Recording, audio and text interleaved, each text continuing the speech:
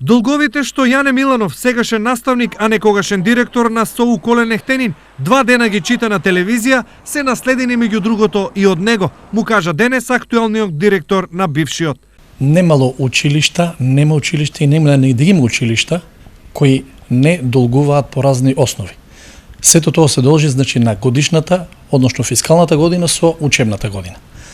Како одговор на колегата Јане Миланов, дека вистината се зборува без да се чита од лист, секое училиште наследува долгови, односно директорите оставаат долгови на идните директори, така и ние наследивме долгови од директорот Јане Миланов.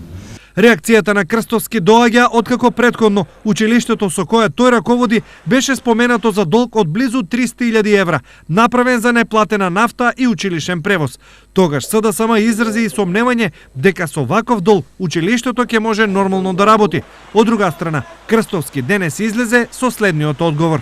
Училиштето работи безпрекорно, имаме доволно нафта за грејната сезона и мислам дека ќе ја одржиме кондицијата која имаме.